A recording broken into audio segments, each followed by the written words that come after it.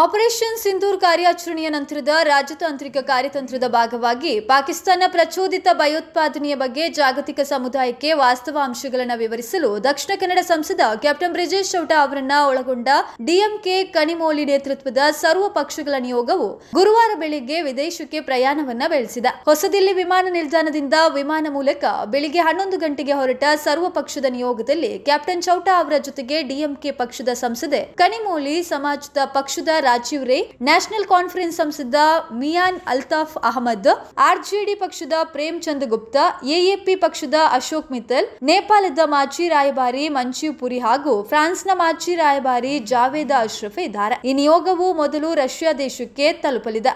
ನಂತರ Slovenia, Greece, ಲಟ್ವಿಯಾ ಮತ್ತು Spain ಭೇಟಿಯನ್ನ ಮಾಡಲಿದ್ದಾರೆ. ವಿದೇಶಕ್ಕೆ ತೆರಳುವ ಮುನ್ನ ಮಾಧ್ಯಮದ ಜೊತೆಗೆ ಮಾತನಾಡಿದ ದಕ್ಷಿಣ ಕನ್ನಡ ಸಂಸದ ಕ್ಯಾಪ್ಟನ್ ಚೌಟ, ಪ್ರಧಾನಮಂತ್ರಿ ನರೇಂದ್ರ ಮೋದಿ ನೇತೃತ್ವದಲ್ಲಿ ಮುನ್ನಡೆತಾ ಇರುವ ಭಾರತದ ದೃಢ ಮತ್ತು ಒಗ್ಗಟ್ಟಿನ ಸಂದೇಶವನ್ನ ಜಾಗತಿಕ ಮಟ್ಟದಲ್ಲಿ ಸಾರುವುದಕ್ಕೆ ಈ ಅಪರೂಪದ ಅವಕಾಶ ದೊರಕಿರೋದು ಹಾಗೂ ನಿಯೋಗದ ಭಾಗವಾಗಿರೋದು ಬಹಳ ಹೆಮ್ಮೆ ಮತ್ತು ಸೌಭಾಗ್ಯದ ಸಂಗತಿ ಎಂದು ಹೇಳಿದ್ದಾರೆ.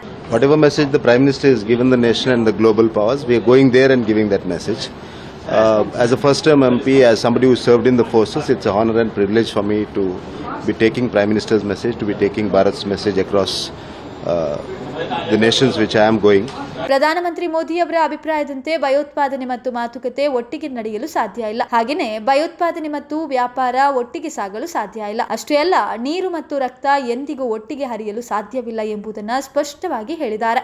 ಭಾರತದ ನಿಲುವು ಬಹಳ ಸ್ಪಷ್ಟವಾಗಿದ್ದು, ಹೀಗಿರುವಾಗ ನಮ್ಮ ಸರ್ವಪಕ್ಷ ನಿಯೋಗವು ಪಾಕಿಸ್ತಾನ ಹರಡಲು ಯತ್ನಿಸ್ತಾ ಇರುವ ಸುಳ್ಳಿನ ಕಥೆಯನ್ನ ಜಾಗತಿಕವಾಗಿಯೂ ಬಯಲಿಗೆಳೆಯಲಿದೆ. ಪಾಕಿಸ್ತಾನ ಪ್ರೇರಿತ ಭಯೋತ್ಪಾದನೆಯ ವಿರುದ್ಧ ಹೋರಾಡುವಂತಹ ನಮ್ಮ ಸಂಕಲ್ಪ ದೃಢವಾಗಿದೆ. ನಮ್ಮ ದೇಶವು ವಿಕಸಿತ ಭಾರತದತ್ತ ಹೆಜ್ಜೆ ಹಾಕ್ತಾ ಇರುವ ಈ ಮಹತ್ವದ ಕಾಲಘಟ್ಟದಲ್ಲಿ ನಮ್ಮ ದೇಶದ ಜನತೆ ಭವಿಷ್ಯ ಮತ್ತು ಪ್ರಗತಿಯ ಮೇಲೆ ಭಯೋತ್ಪಾದನೆಯ ಕರೆನೆರಳು ಬೀಳಲು ನಾವೆಂದಿಗೂ ಬಿಡುವುದಿಲ್ಲ ಎಂದು ಹೇಳಿದ್ದಾರೆ.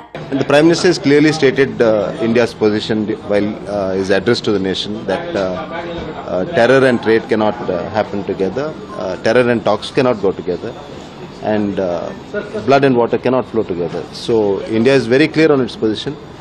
Pakistan is trying to create a propaganda, create a narrative across the world, which we are going to burst, and we are firm in this resolve of leading this fight against state-sponsored terrorism emanating from Pakistan.